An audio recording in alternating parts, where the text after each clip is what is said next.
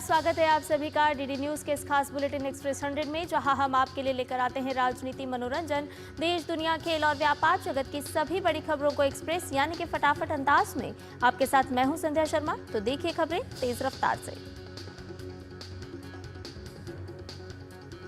पंजाब में आज फिर किसानों का प्रदर्शन। पंजाब की आप सरकार द्वारा बलपूर्वक शंभू और खनौरी बॉर्डर से किसान आंदोलन को पूरी तरह से खत्म करने को लेकर पंजाब के किसानों में भारी आक्रोश है। किसानों ने आज पूरे राज्य में विधायकों और मंत्रियों के घरों का घेराव करने की चेतावनी दी है। किसान मंत्रियों और विधायकों की कोठियों का घेराव करके रोष जताएंगे। 19 मार्च को पुलिस ने शंभू और खनौरी बॉर्डर पूरी तरह से खाली करा दिया था और कई किसान नेताओं की गिरफ्तारियां भी हुई थी, जिसके विरोध में किसान पंजाब के मंत्रियों और विधायकों के घरों का घेराव करने वाले हैं। राष्ट्रपति द्रौपदी मुर्मू आज से 2 दिन की महाराष्ट्र की यात्रा पर रहेंगी। राष्ट्रपति मंगलवार को मुंबई में भारतीय रिजर्व बैंक की 90वीं वर्षगांठ के समापन समारोह में शामिल होंगी। भूकंप प्रभावित म्यांमार और थाईलैंड में बचाव अभियान जारी है। ऑपरेशन ब्रह्मा के तहत भारत ने म्यांमार में भेजा राष्ट्रीय आपदा प्रतिक्रिया बल। अंडमान और निकोबार कमान से भारतीय नौसेना के जहाज करमोक और LCU-52 भी मानवीय सहायता और आपदा राहत संचालन में सहायता के लिए कल यांगून के लिए रवाना हुए। इन जहाजों पर लगभग 52 टन राहत सामग्री है, जिसमें आवश्यक कपड़े, पीने का पानी, भोजन, दवाइयां और आपातकालीन राहत सामग्री शामिल है।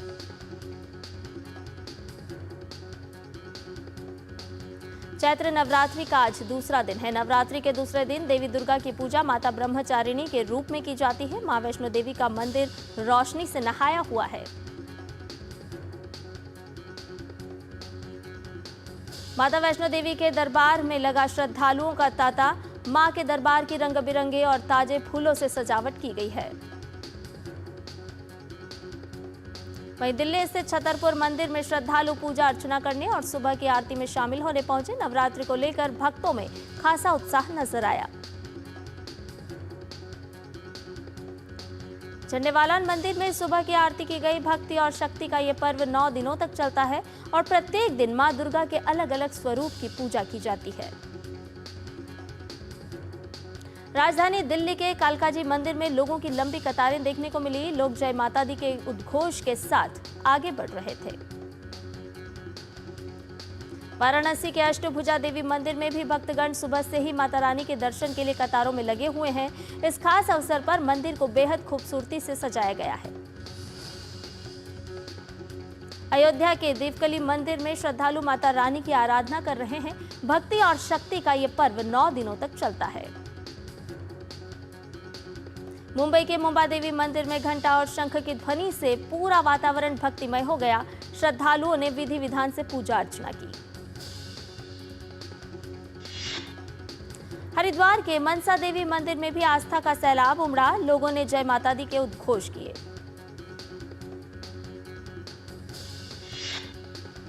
आज देश भर में ईद का त्योहार मनाया जा रहा है। इस खास मौके पर देश की सबसे बड़ी मस्जिद दिल्ली के जामा मस्जिद में नमाज अदा की गई, जहां भारी संख्या में लोग पहुंचे।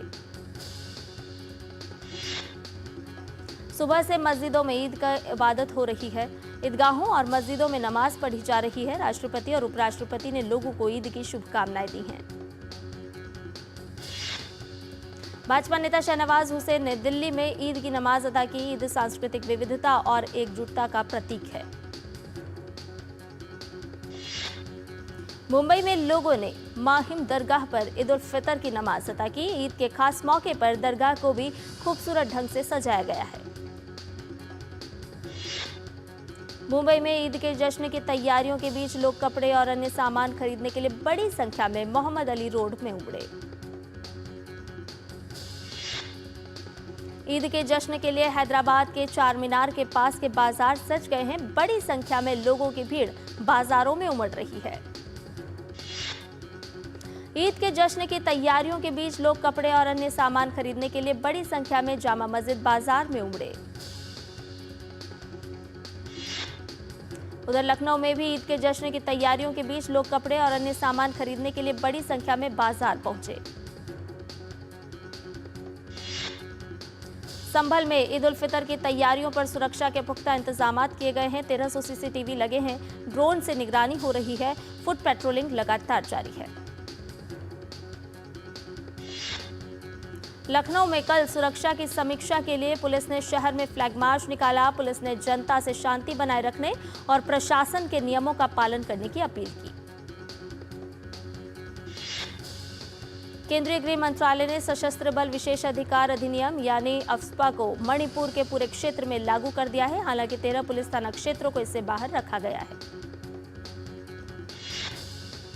अरुणाचल प्रदेश के तिरप, चांगलांग और लोंगडिंग जिलों तथा राज्य के 3 पुलिस थाना क्षेत्रों में भी अफ्स्पा को अगले 6 महीनों के लिए बढ़ा दिया गया है। वहीं नागालैंड में भी अफ्स्पा का विस्तार किया गया है। इसे 8 जिलों और राज्य के अन्य 5 जिलों के 21 पुलिस थाना क्षेत्रों में लागू किया गया है। उत्तर प्रदेश में न्यायपालिका में बड़ा बदलाव हुआ है। इलाहाबाद हाईकोर्ट के आदेश के बाद राज्य में 582 जजों का तबादला कर दिया गया है। रजिस्ट्रार जनरल राजीव भारती ने इस बारे में एक नोटिफिकेशन जारी किया। तबादला किए गए जजों में 236 अतिरिक्त जिला और सत्र न्यायाधीश, 207 सीनियर डिवीजन सिविल जज और 139 जूनियर डिवीजन सिविल जज शामिल हैं। उत्तराखंड में श्री गंगोत्री धाम के कपाट इस वर्ष अक्षय तृतीया यानी कि 30 अप्रैल को सुबह 10:30 बजे खुलेंगे। इसी दिन श्री यमुनोत्री धाम के कपाट भी खुलेंगे। वहीं श्री बद्रीनाथ धाम के कपाट 4 मई को सुबह 6 बजे और श्री केदारनाथ धाम के कपाट 2 मई को सुबह 7 बजे खुलेंगे। प्रधानमंत्री नरेंद्र मोदी 19 अप्रैल को कटरा से घाटी तक चलने वाली पहली ट्रेन को हरी झंडी दिखाएंगे, जो 272 किलोमीटर लंबी उधमपुर श्रीनगर बारामूला रेल लिंक परियोजना के पूरा होने का प्रतीक है। केंद्रीय मंत्री डॉक्टर जितेंद्र सिंह ने प्रधानमंत्री द्वारा ट्रेन के उद्घाटन करने को लेकर जानकारी दी। ट्रेन के उद्घाटन से कश्मीर तक सीधे रेल कनेक्टिविटी की लंबे समय से चली आ रही मांग पूरी हो जाएगी। राष्ट्रीय जांच एजेंसी एनआईए ने बड़े मानव तस्करी रैकेट का भंडाफोड़ किया है। एजेंसी ने गगनदीप सिंह उर्फ गोल्डी नाम के मुख्य आरोपी को राष्ट्रीय राजधानी नई दिल्ली से गिरफ्तार किया है। दिल्ली में भारतीय जनता पार्टी द्वारा ईद के मौके पर चलाए जा रहे सौगात ए मोदी के तहत कल नवीन शाहदरा में भी इस कार्यक्रम का आयोजन किया गया। राजस्थान दिवस पर सूरत में एक साथ घूमर नृत्य कर 11,000 महिलाओं ने गिनीज वर्ल्ड रिकॉर्ड बनाया। इस ऐतिहासिक उपलब्धि ने न केवल राजस्थान की सांस्कृतिक विरासत को उजागर किया। पटना विश्वविद्यालय छात्र संघ चुनाव में महिला शक्ति ने जीत का परचम लहराया। 107 साल में ऐसा पहली बार हुआ है कि कोई महिला अध्यक्ष पद पर जीत दर्ज की है। बिहार के मुख्यमंत्री नीतीश कुमार के घर पर कल आधे घंटे तक चली एनडीए घटक दल की बैठक में केंद्रीय गृह मंत्री अमित शाह भी हुए शामिल। बैठक में आगामी विधानसभा चुनाव की रणनीतियों पर चर्चा हुई। हिमाचल प्रदेश के कुल्लू जिले में रविवार को मणिकरण साहिब गुरुद्वारे के पास एक बड़े हादसे में 6 लोगों की मौत हो गई, जबकि 3 अन्य लोग घायल हो गए। त्रिपुरा पुलिस ने आभूषण चोरी का मामला सुलझाया। इस मामले में 4 लोगों को गिरफ्तार किया गया। पुलिस ने खुलासा किया कि चोरी शिवनगर इलाके में स्थित एक घर में हुई थी। शिकायत मिलने पर पुलिस ने तुरंत कार्रवाई की। दिल्ली के लक्ष्मी नगर के एक मल्टी स्पेशलिटी अस्पताल में आग लगी। दमकल की 4 गाड़ियां मौके पर मौजूद है। आग बुझाने का काम जारी है। नोएडा सेक्टर 94 स्थित चरखा गोलचक्कर के पास तेज रफ्तार लैम्बोर्गिनी कार चालक ने फुटपाथ पर बैठे 2 मजदूरों को टक्कर मार दी। इस घटना में दोनों मजदूर गंभीर रूप से घायल हो गए। घायलों का उपचार चल रहा है। कार मृदुल नाम के से पंजीकृत है और दीपक नाम का व्यक्ति चला रहा था। अजमेर निवासी चालक दीपक को पुलिस ने गिरफ्तार कर लिया है और कार को कब्जे में ले लिया है। सेक्टर 126 थाना पुलिस ने मामला दर्ज कर लिया है और आगे की कानूनी कार्रवाई की जा रही है। नए वित्त वर्ष शुरू होने के साथ इनकम टैक्स से जुड़े कई नियमों में होने जा रहा है बदलाव। वित्त मंत्री द्वारा बजट में नई टैक्स रिजीम के तहत इनकम टैक्स में बढ़ाई गई छूट 1 अप्रैल से होगी लागू। बजट में इन नए नियमों में इनकम टैक्स में अधिक छूट से लेकर टीडीएस नियमों में हुए बदलाव शामिल हैं। खान मंत्रालय के मुताबिक देश में लौह अयस्क का उत्पादन वित्त वर्ष 2024-25 के अप्रैल-फरवरी अवधि के दौरान 4.4% बढ़कर 263 मिलियन मीट्रिक टन हुआ। इनकम टैक्स डिपार्टमेंट ने यस बैंक को 2000 करोड़ रुपए से ज्यादा का टैक्स डिमांड नोटिस दिया है। इसमें ब्याज भी शामिल है। आयकर विभाग ने इंडिगो पर 944.20 करोड़ रुपए का लगाया जुर्माना। वहीं एयरलाइन ने इसे गलत बताकर इसे चुनौती देने की बात कही है। और बुलेटिन में फिलहाल रुकने एक छोटे से ब्रेक के लिए जल्द हाजिर होंगे।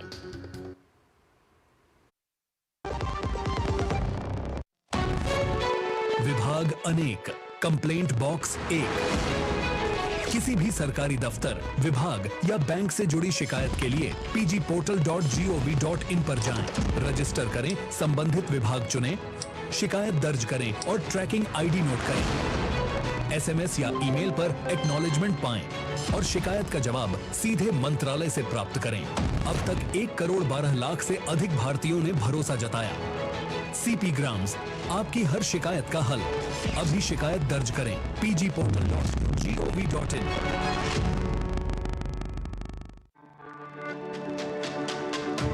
मेरी पसंद, मेरी पसंद, मेरी पसंद, मेरी पसंद, हमारी पसंद, हम सबकी पसंद। मजबूत देश का मजबूत सरिया हो गया स्टील। जो लक्ष्य चुना था समझ आने लगा है। जीएलए यूनिवर्सिटी, उच्च लक्ष्य की निश्चित प्राप्ति। और ब्रेक के बाद एक्सप्रेस 100 में आपका एक बार फिर से स्वागत है। आइए बाकी की खबरों को भी जान लेते हैं फटाफट अंदाज में। भारतीय उद्योग परिसंघ के ग्रीन बिजनेस सेंटर की रिपोर्ट में सभी नए आवासीय, वाणिज्यिक और बुनियादी ढांचा परियोजनाओं के लिए 15 से 20% हरित स्थान का आवंटन अनिवार्य किया। मदर डेयरी ने गुजरात और आंध्र प्रदेश में 2 नए फल और सब्जी प्रोसेसिंग प्लांट स्थापित करने के लिए लगभग 600 करोड़ रुपए का निवेश करने की योजना बनाई है। नेशनल स्टॉक एक्सचेंज ने निफ्टी बैंक और निफ्टी मिड सेलेक्ट के डेरिवेटिव कॉन्ट्रैक्ट्स के लॉट साइज में किया बदलाव। नए सर्कुलर में निफ्टी बैंक के मौजूदा लॉट साइज को 30 से बढ़ाकर 35 किया। वहीं निफ्टी मिड सिलेक्ट के लॉट साइज को बढ़ाकर 140 कर दिया गया है। सर्कुलर सेबी के दिशा निर्देशों के अनुरूप जारी किया गया है। भारतीय शेयर बाजार में बीते 6 कारोबारी सत्रों में विदेशी पोर्टफोलियो निवेशकों ने करीब 31,000 करोड़ रुपए का निवेश किया। रूस यूक्रेन युद्ध को खत्म करने की कोशिश में जुड़े अमेरिकी राष्ट्रपति डोनाल्ड ट्रंप ने पुतिन पर सीजफायर समझौते में बाधा डालने का आरोप लगाया है। डोनाल्ड ट्रंप रूस के राष्ट्रपति द्वारा यूक्रेन के राष्ट्रपति की आलोचना करने से नाराज हैं। इस मामले में डोनाल्ड ट्रंप ने रूसी तेल पर शुल्क लगाने की चेतावनी दी है। उन्होंने व्लादिमीर पुतिन को सीजफायर में बाधा डालने की कोशिश में रूसी तेल पर 25 से 50% सेकेंडरी टैरिफ लगाने की धमकी दी है।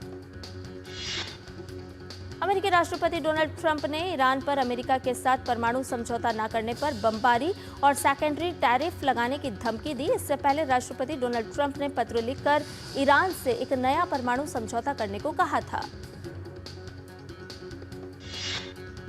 वहीं ईरान के राष्ट्रपति मसूद पेजेश्कियन ने परमाणु कार्यक्रम पर समझौते के लिए अमेरिका के साथ सीधी बातचीत को किया खारिज। ईरान राष्ट्रपति ने जोर दिया कि तेहरान वाशिंगटन के साथ अप्रत्यक्ष वार्ता जारी रखने के लिए तैयार है।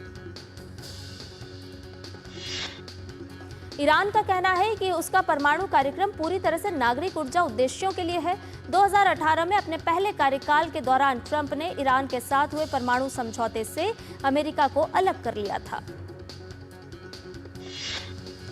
ग्रीनलैंड के प्रधानमंत्री जेन्स फ्रेडरिक निल्सन ने अमेरिकी राष्ट्रपति डोनाल्ड ट्रंप के उस दावे को खारिज किया जिसमें उन्होंने कहा था कि अमेरिका ग्रीनलैंड पर नियंत्रण कर लेगा।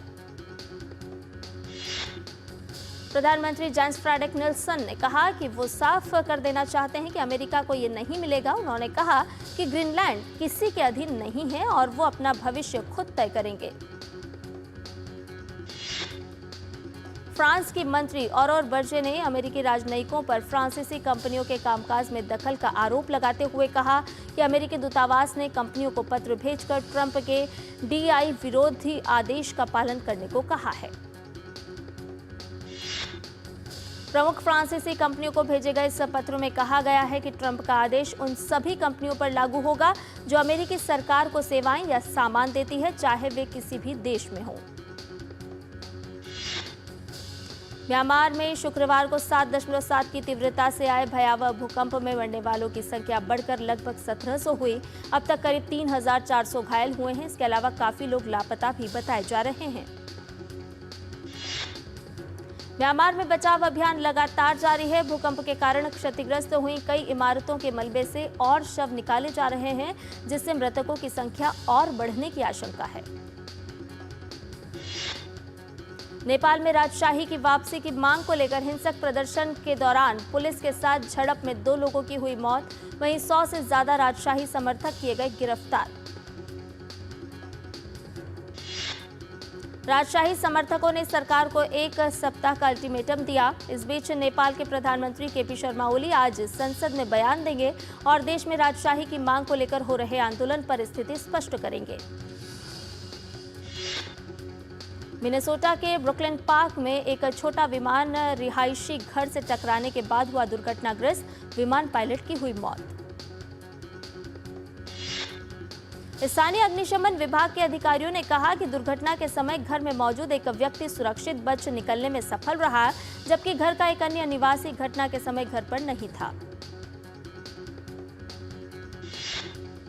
भारत के साथ साथ सऊदी अरब, कैलिफोर्निया, सूडान, कतर जैसे देशों में भी आज हर्षोल्लास के साथ मनाया जा रहा है ईद का त्योहार। इंडियन प्रीमियर लीग के 12वें मैच में आज मुंबई इंडियंस का सामना defending champion Kolkata night Riders से होगा। मुंबई इंडियंस और कोलकाता नाइट राइडर्स के बीच ये मुकाबला मुंबई के होम ग्राउंड वानखेड़े स्टेडियम में शाम 7:30 बजे से खेला जाएगा। मुंबई इंडियंस और कोलकाता नाइट राइडर्स का इस सीजन का यह तीसरा मैच होगा। मुंबई को अपने दोनों शुरुआती मुकाबलों में हार का सामना करना पड़ा। राजस्थान रॉयल्स ने इंडियन प्रीमियर लीग में रविवार को चेन्नई सुपर किंग्स को 6 रन से हराकर अपनी जीत का खाता खोला। राजस्थान रॉयल्स की ओर से नीतीश राणा के 36 गेंद में 81 रन के बाद लेग स्पिनर वानिंदु हसरंगा के 4 विकेट की बदौलत राजस्थान रॉयल्स ने जीत हासिल की। राजस्थान रॉयल्स के 182 रन का पीछा करने उतरी चेन्नई सुपर किंग्स एक बार फिर नाकाम रही और 20 ओवर में 6 विकेट पर 176 रन ही बना सकी। दिल्ली कैपिटल्स ने IPL में लगातार दूसरी जीत हासिल की है। दिल्ली कैपिटल्स ने रविवार को खेले गए मुकाबले में सनराइजर्स हैदराबाद को 7 विकेट से हराया। विशाखापट्टनम में खेले गए इस मुकाबले में दिल्ली ने 164 रन का लक्ष्य 16 ओवर में 3 विकेट खोकर हासिल कर लिया। ओपनर बल्लेबाज फाफ डू प्लेसिस ने 50 रन की पारी खेली। भारतीय पहलवान दीपक पुनिया ने एशियाई चैंपियनशिप में तीसरी बार रजत पदक जीता।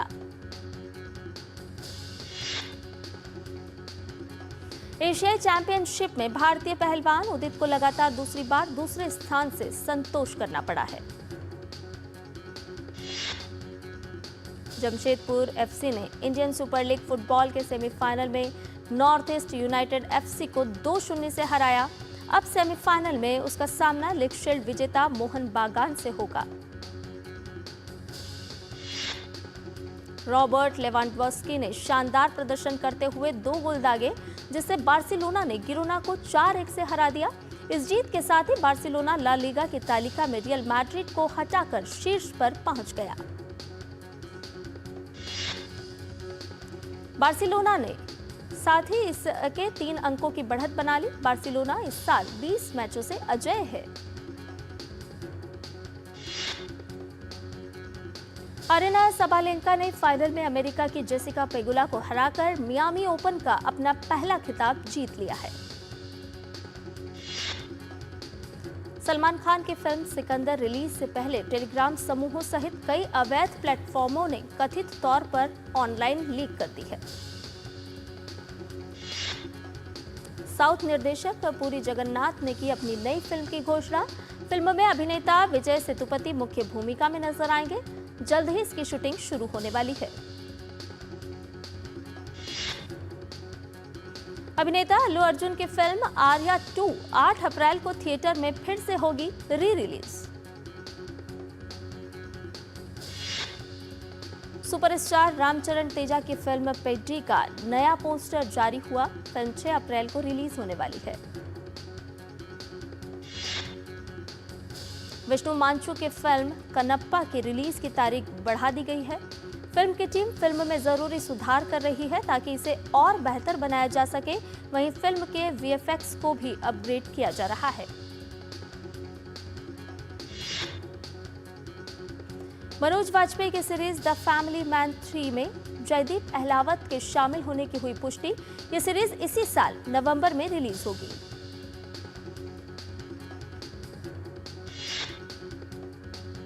सनी सिंह, संजय दत्त और मौनी रॉय की फिल्म भूतनी का ट्रेलर हुआ लॉन्च। फिल्म 18 अप्रैल को सिनेमाघरों में रिलीज होने वाली है।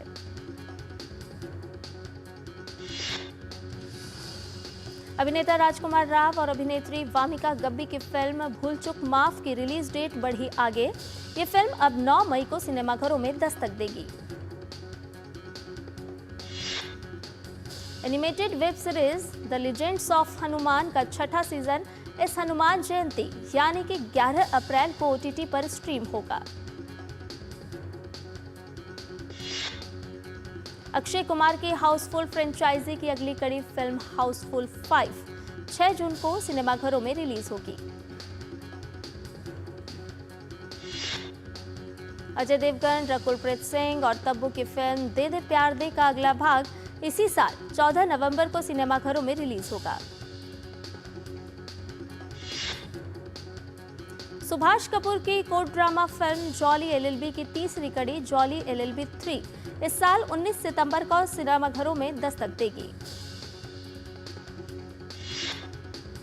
फिल्म टॉक्सिक की रिलीज डेट 1 साल के लिए टल गई है। फिल्म अब 19 मार्च 2026 में रिलीज होगी। प्रियंका चोपड़ा और रिचर्ड मैडेन की थ्रिलर वेब सीरीज सिटाडेल 2 के रिलीज में होगी देरी।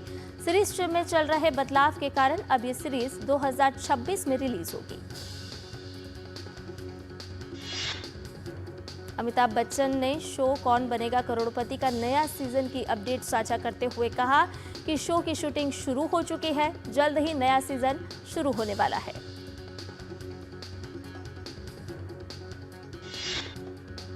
और एक्सप्रेस न्यूज में फिलहाल इतना ही। मुझे दीजिए इजाजत, लेकिन डीडी न्यूज पर खबरों का सफर लगातार जारी है। नमस्कार।